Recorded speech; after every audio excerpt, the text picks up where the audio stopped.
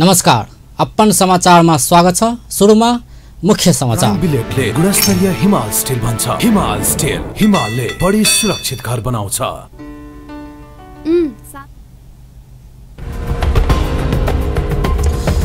महोत्तरीको कञ्चनवनमा लागेको मिथिला परिक्रमा मेलामा ग्यास सिलिन्डर विस्फोट, 2 जना घाइते।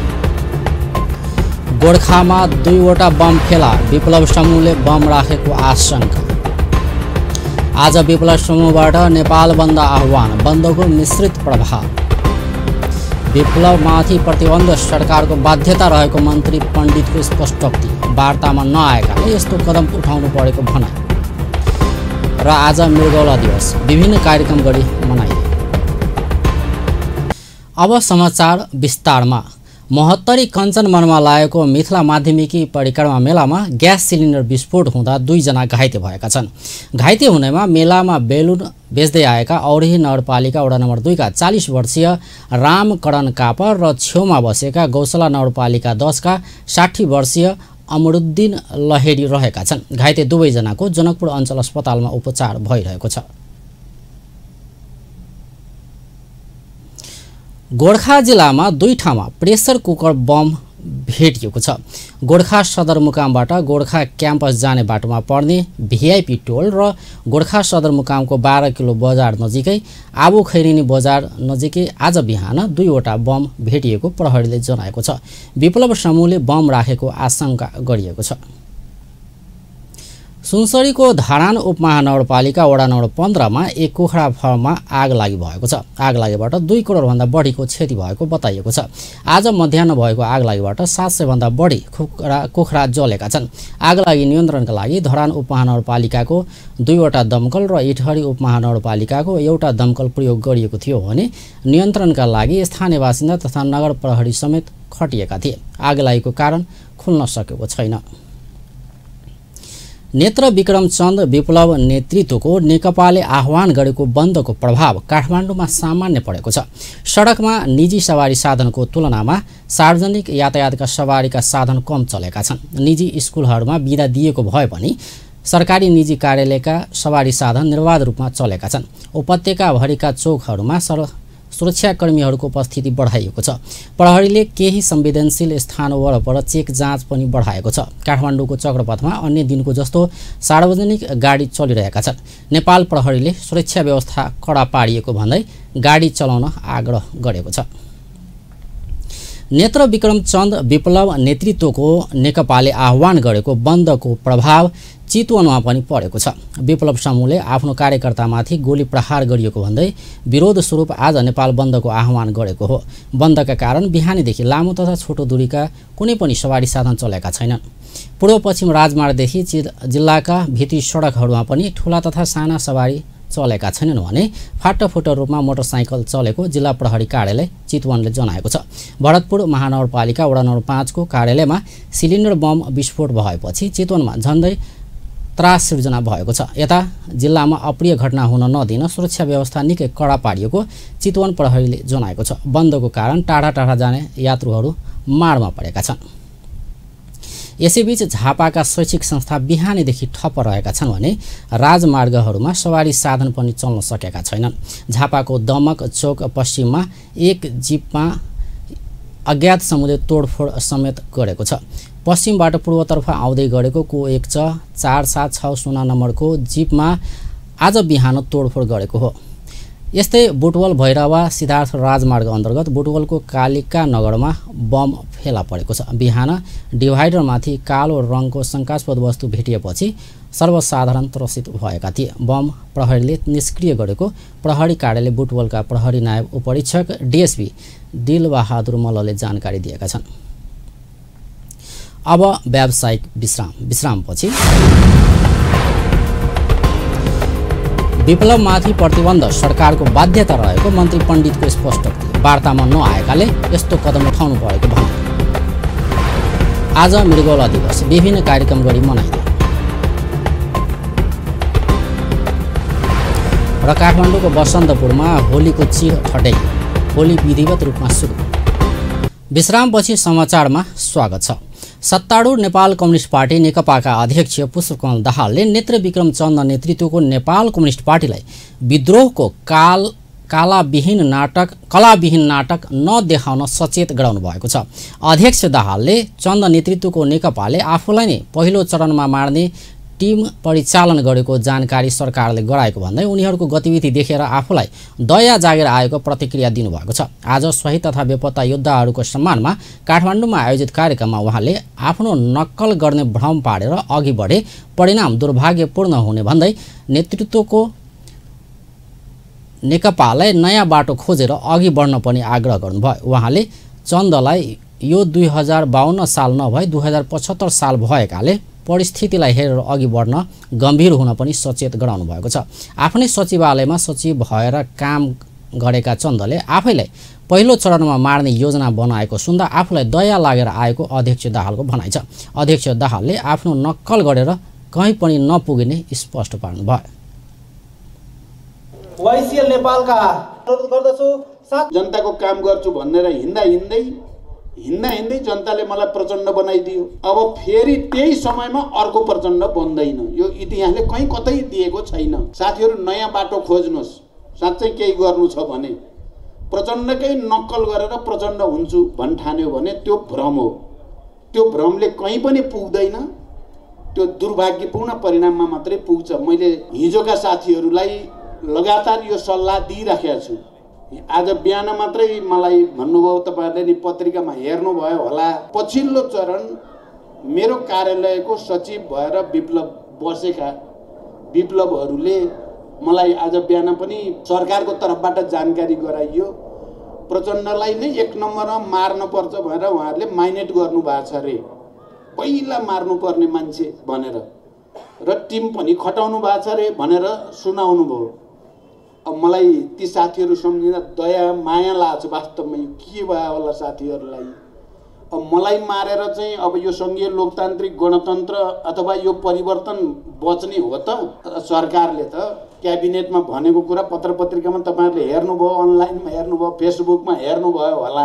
अब मलाई ती साथीहरूप्रति साँच्चै माया पनि लागेको छ, दया पनि लागेको छ। अध्यक्ष दाहालले सरकारले संविधान र कानुन अनुसार काम गर्ने भन्दै परिस्थितिलाई गम्भीर विश्लेषण गरेर अघि बढ्न पनि चन्द नेतृत्वको नेकपाले पटक पटक आग्रह गर्नुभयो। अध्यक्ष दाहालले सरकारले छिटै सत्य निरूपण तथा मेलमिलाप आयोग र बेपत्ता छानबिन आयोगको पुनर्गठन गर्न लागेको पनि जानकारी दिनुभयो। प्रधानमन्त्री ओलीले प्रमुख प्रतिपक्षी दलका नेता शेरबहादुर देवाल आफूसँग मङ्गलबार दुवै आयोग पुनर्गठनको विषयमा छलफल गर्नुभएको र त्यसलाई पुनर्गठन गरेर शान्ति प्रक्रिया बाँकी काम पूरा गर्ने सहमति गरिएको पनि बताउनुभयो। उहाँले शहीद तथा बेपत्ता परिवारलाई क्षतिपूर्ति व्यवस्था गर्ने विषयमा पनि पार्टी नेतृत्वबीच सहमति भएको दावी गर्नुभयो। सत्तापक्ष र प्रतिपक्ष कसैले पनि यो परिवर्तनका लागि जीवन बलिदान गर्ने शहीदहरूको सम्मान गर्ने कुरामा विवाद गर्न नहुने पनि अध्यक्ष दाहालको भनाइ छ।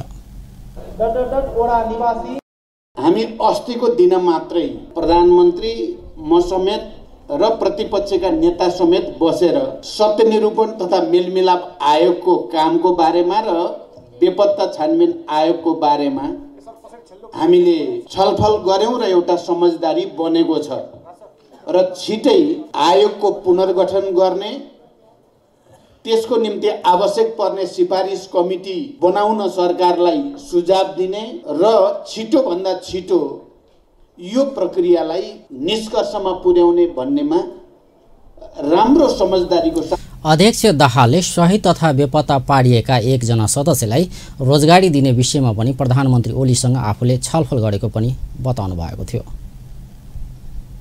संघीय मामिला तथा सामान्य प्रशासन मन्त्री लालबाबु पण्डितले नेत्रविक्रम चन्द विप्लव माथिको प्रतिबन्ध सरकारको बाध्यता रहेको स्पष्टीकरण दिनुभएको छ। जनकपुरधाममा आज आयोजित पत्रकार सम्मेलनमा मन्त्री पण्डितले संविधान विपरीत गतिविधि गरिरहेको र वार्तामा बोलाउँदा नआएकाले विप्लवको संगठनमाथि प्रतिबन्ध लगाएको बताउनु भएको छ। हामीले युद्धमा धकेलेका छैनौं र उच्च स्तरीय राजनीतिक वार्ता समिति पनि बनाएरै छलफल विभिन्न राजनीतिक रूपमा राजनीतिमा आउन चाहने तर असन्तुष्ट रहेका समूहहरूसँग हामीले गर्यौं। त्यसमा म वार्तामा पनि आउन्न, आफ्नो कुरा पनि राख्दिनँ, तर संविधान विरोधी गतिविधि चाहिँ म गरिरहन्छु भने यो छुट कहीँ पनि संसारमा कुनै पनि ठाउँमा हुँदैन र त्यो नेपालमा पनि छुट हुँदैन। अब मुलुकमा शान्ति र विकासको कुनै विकल्प नरहेको भन्दै मन्त्री पण्डितले कुनै पनि बहानामा अराजक गतिविधि गर्नेले छुट नपाउने स्पष्ट पार्नुभयो। उहाँले मुलुकमा शान्ति र अमन चयन कायम गर्नका लागि सशस्त्र सङ्घर्षमा रहेका जयकृष्ण गोइत र ज्वाला सिंहलाई पनि सरकारले वार्ताका लागि पत्र पठाएको जानकारी दिनुभयो। सीके रावसँग भएको 11 बुँदे सहमति सरकारले इमान्दारीपूर्वक पालना हुने उनले विश्वास गरेका छन्। सीके राउतले समेत सम्झौताको पालना गर्ने उहाँको विश्वास छ। संविधान विरुद्धको गतिविधिमा सरकार कडा कारबाही गर्ने समेत उहाँले चेतावनी दिनुभएको छ। एक अर्को प्रसङ्गमा मन्त्री पण्डितले तराई मधेसको विकासका लागि वर्तमान सङ्घीय सरकार प्रतिबद्ध रहेको समेत बताउनु भएको थियो। राष्ट्रिय सभाको बैठकले 2 विधेयक सर्वसम्मतिले स्वीकृत गरेको छ। संविधान राष्ट्रिय सभाको आज बसेको बैठकले विशेष आर्थिक क्षेत्र पहिलो संशोधन विधेयक 2075 र भूउपयोग विधेयक 2075 स्वीकृत गरेको हो। बैठकमा उद्योग वाणिज्य तथा आपूर्ति मन्त्रीका तर्फबाट अर्थमन्त्री डाक्टर युवराज खतिवडाले विशेष आर्थिक क्षेत्र पहिलो संशोधन विधेयक 2075 र भूमि व्यवस्था सहकारी तथा गरिबी निवारण सम्बन्धी पद्मा कुमारी अर्यालले भूउपयोग विधेयक प्रस्तुत गरेका थिए।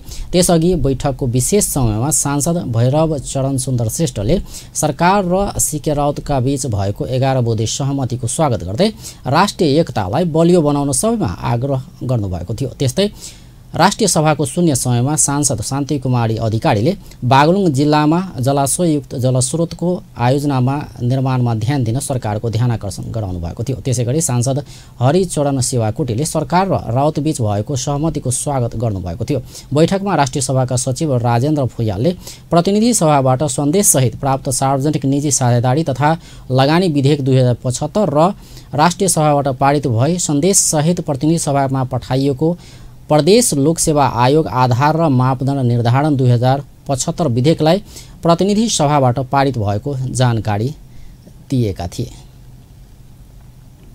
संघीय संसदको विकास तथा प्रविधि समितिले हेलिकप्टर दुर्घटनामा परि निधन हुनुभएका संस्कृति पर्यटन तथा नागरिक उड्डयन मन्त्री रविन्द्र अधिकारीको निधनमा शोक प्रस्ताव पारित गरेको छ। समितिको आज सिंहदरबारमा बसेको बैठकले समितिका पूर्व सभापति समेत रहनुभएका मन्त्रीको अधिकारीको निधनप्रति गम्भीर दुःख व्यक्त गर्दै शोक प्रस्ताव पारित गरेको हो। बैठकले मन्त्री अधिकारी सहित सो हेलिकप्टर दुर्घटनामा परि निधन हुनुभएका अन्य 6 जनाप्रति भावपूर्ण श्रद्धाञ्जली व्यक्त गर्दै 1 मिनेट मौन धारण समेत गरेको थियो। गत फागुन 15 गते ताप्लेजुङको पाथिभरा मन्दिरमा दर्शन गरी काठमाडौँ फर्किने क्रममा मन्त्री अधिकारी सहित 7 जनाको हेलिकप्टर दुर्घटनामा परि निधन भएको थियो। त्यसयता पहिलो पटक बसेको समितिको बैठकले पूर्व सभापति समेत रहनुभएका मन्त्री अधिकारीको निधनप्रति शोक प्रस्ताव पारित गरेको समितिकी सभापति कल्याणी खड्काले जानकारी दिनुभयो। पूर्व सभापति एवं सरकार नेपाल सरकारका संस्कृति पर्यटन तथा नागरिक उड्डयन मन्त्री माननीय रविन्द्र प्रसाद अधिकारीको यही 2075 साल फागुन 15 गते बुधबार ताप्लेजुङ जिल्लामा भएको हेलिकप्टर दुर्घटनामा परि असामयिक निधन भएकोमा यस समिति गहिरो दुःख प्रकट गर्दछ। दुर्घटनामा परि स्वर्गीय अधिकारी सहित दिगम्बत हुनुभएका अन्य 6 जना समेतको आत्माको चिर शान्तिको कामना सहित हार्दिक श्रद्धाञ्जली व्यक्त गर्दै सन्तप्त परिवारजन शोक सन्तप्त परिवारजनप्रति समिति भावपूर्ण संवेदना प्रकट गर्दछ। यस समितिको नेतृत्वमा रहँदा विकास निर्माण उहाँले देखाउनु भएको सक्रियता पहल कदमी र अग्रसरताका लागि समिति उहाँप्रति कृतज्ञता व्यक्त गर्दछ। समितिले मन्त्री अधिकारीले समितिको सभापतिको रूपमा मुलुकको विकास निर्माणको काममा देखाउनु भएको सक्रियता पहल कदमी र अग्रसरताका लागि कृतज्ञता पनि ज्ञापन गरेको छ। अब फेरि व्यावसायिक विश्रामपछि आज मृगौला दिवस विभिन्न कार्यक्रम गरी मनाइदियो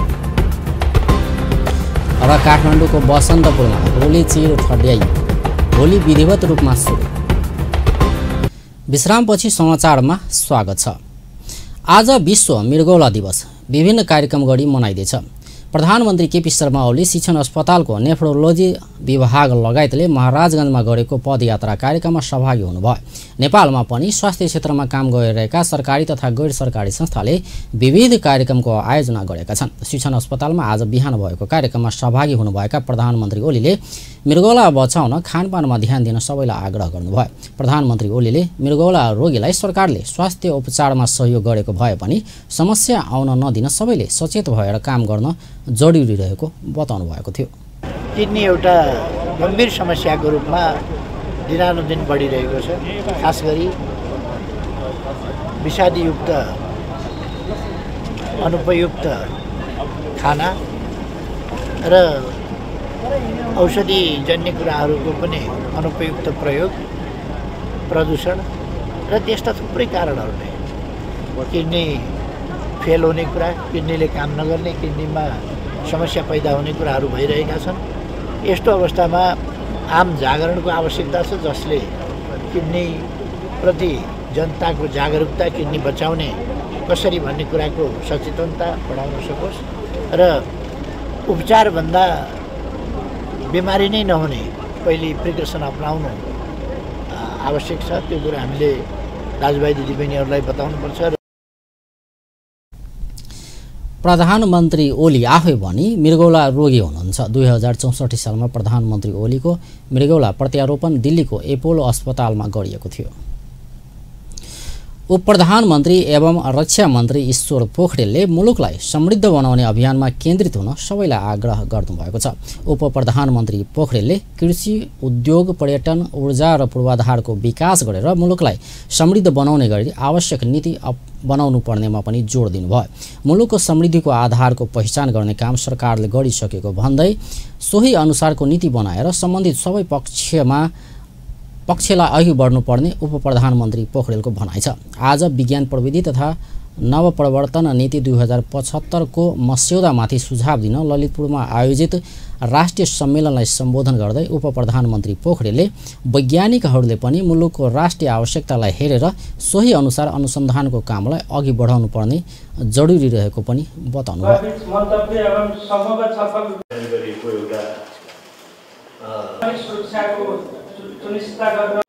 एग्रिकल्चरको मामलामा कृषिसित रिलेटेड भएर हामी के कुराहरू हुन् भन्ने चाहन्छौँ। 1 2 3 4 5 हामी उद्योगको बारेमा, ऊर्जा र जलस्रोतको बारेमा, टुरिज्मको बारेमा, हामी पूर्वाधार निर्माणको विषयमा हामी केमा फोकस गर्न चाहन्छौँ।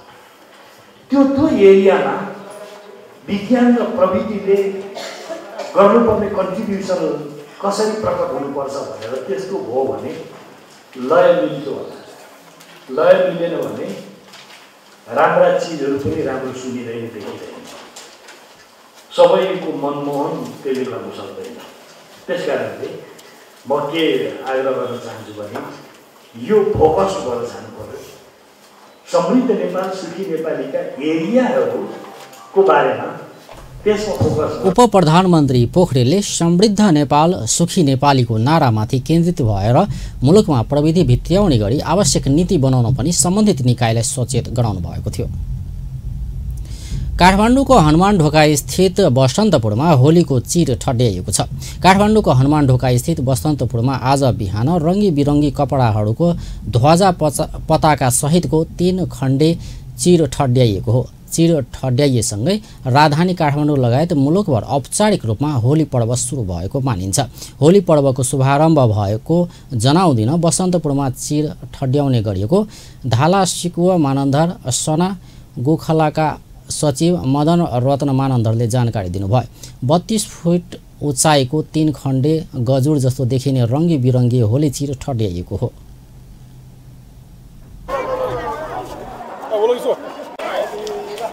यो भन्दा अगाडि यदि फाउ खेल्यो, रङ खेल्यो भने कानुन लाग्छ र यो पूर्णिमाको दिन यो चिर ढालिसकेपछि खेल्यो भने त्यहाँ पनि कानुन लाग्छ। अब यो 1 हप्ता चाहिँ कानुन लाग्दैन र यो कहाँदेखि सुरु भयो, कहिलेदेखि सुरु भयो भने इतिहास त खासै यो अनुसन्धानकै विषय रहेको छ।